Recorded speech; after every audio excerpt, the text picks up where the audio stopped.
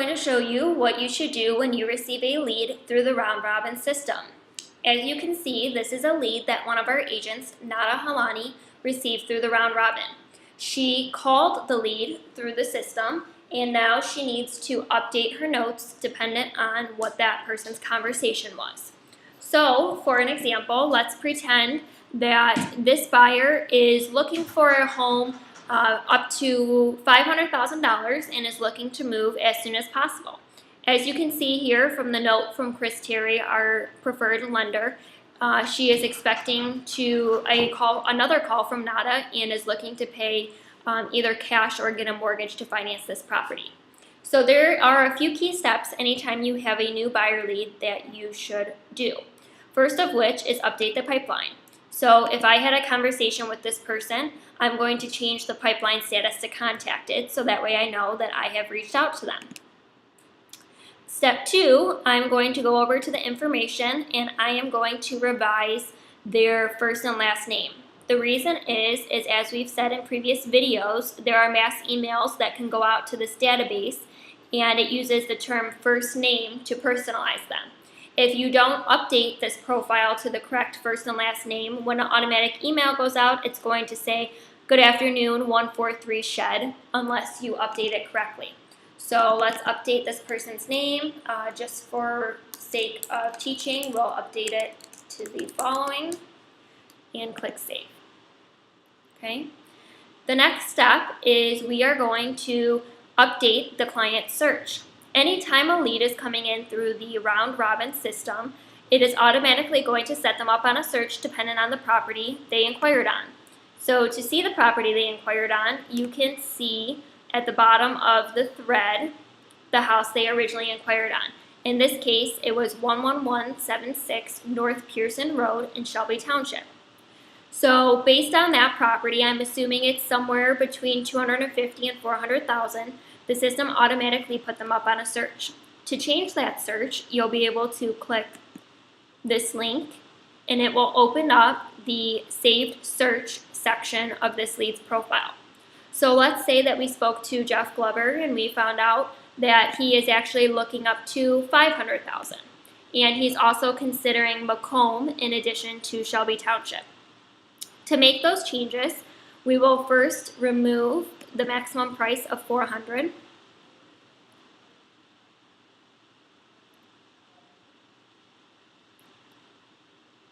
And we will come down to this area where you have the ability to add a maximum price under the basic section. So our minimum price was $250,000, our maximum price now is $500,000. As you make changes to the search on the right-hand side of the screen, the system is automatically going to be updating the properties that meet that criteria. So as you can see, before I had 79 properties that met my criteria. Now, because I added a higher price point, I went up now to 48 properties. So I added one more home from the $450,000 to the $500,000 option.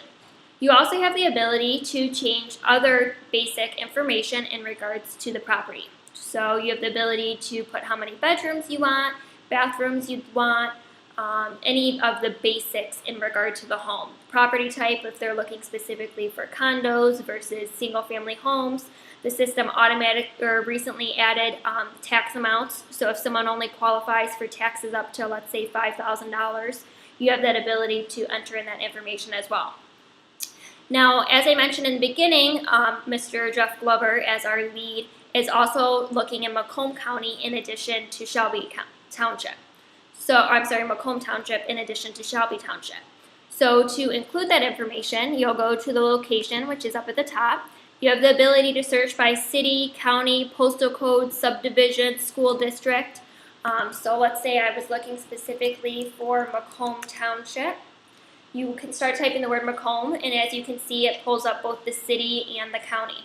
What's important is if you have a buyer who's looking in a city, and let's say there is a city and a township, and they're open to both, make sure you're including both that city and that township.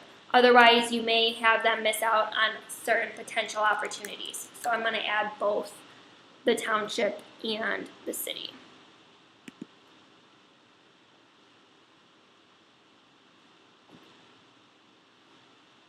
Okay. So now I updated that buyer's search a little bit, more dependent on our conversation and more personalized to what they're looking for. There are many other options that you can add as you're putting someone on a search. There's options under the building type. So say that someone specifically wants to be on city water versus a well. You have that ability to specify that here, as well as sewer type. If they absolutely refuse to be on a septic, you have the ability to select city sewer there. Some buyers want to be in a newer built home. You can specify that year range here as well as style type. There are some buyers who sometimes only can be in a ranch style home that needs to be 1 story. You have that ability to put that here, as well as square footage. Under community, that more so has a focus on association fees and things like that. So back to the conversation where if they can only afford, let's say, $3,000 a year in taxes and an association fee up to $300 a month, for example, you have that ability to specify that here, so you're only showing them information that pertains to them. Finally, under the lot area, you have the ability to specify minimum and maximum acreage. So if you have someone who says, hey, I want to be on at least half an acre but no more than 1, you have that ability to put that here, as well as any water frontage if they're looking for lakefront properties. Under options, there's only one option there right now, days on site. If you have someone who says, hey, I've been searching the website, just show me everything that's in the last 7 days. You have that ability to do so there. Under the tags section, there's 41 different tags you can add in to limit your search. So for example, if they only want a home on a corner lot, you have the ability to say, only show me properties on corner lots. On the flip side of that, if your buyer absolutely does not want to be on a corner lot, you have the ability to exclude any properties that are on a corner lot. So you have the ability to have 41 different customizations by looking under that options tab. As soon as you make any changes, I recommend you click the update button so that way it saves within their search. And it will send out that email daily to the contact. If you do need to send it to them right away, you can click this link button and it just linked this to my clipboard, so that way I can go and send an email to them and include that link. You also have the ability, say you've met with this buyer a few times and you have determined that they love updated kitchens. Anytime we see a house that has an updated kitchen, they absolutely love it. So say this Echo Court property has an updated kitchen and you want to point it out to them out of the 48. You can select this one property and email just that one specific property to your lead and point it out to them. That works well if you have a buyer who wants you to preview listings for them. You have that ability to do so here. So as soon as you update everything within the leads search or section, you click update and you are able to close out that section and it will take you back into their profile.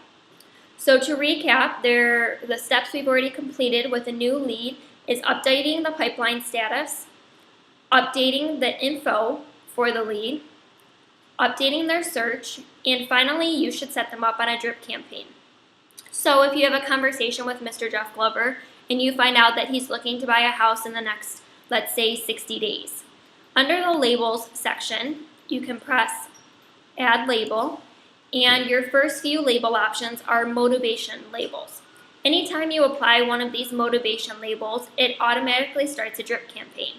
So for my example, let's say Jeff is looking to buy a home in the next 61 to 90 days. You will click that label and you will press apply, and it automatically adds that label to Jeff's profile. So now, if I was looking at all of my leads and I just wanted to see my buyers looking to do something in 61 to 90 days, I could search specifically by that label. By also applying that, it starts a drip campaign for Jeff.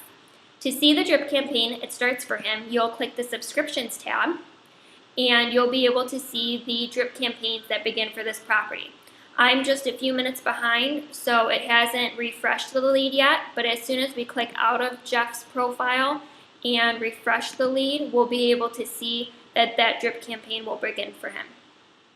So to recap, there are a few key things that you should be doing with every single lead that comes in. First is updating the pipeline status. Second is updating their contact information. Third is setting them up on a search. And fourth is applying that label, which automatically creates that drip campaign. That's it so far for adding a new lead into the system and a buyer lead that's coming through the round robin and getting them set up appropriately.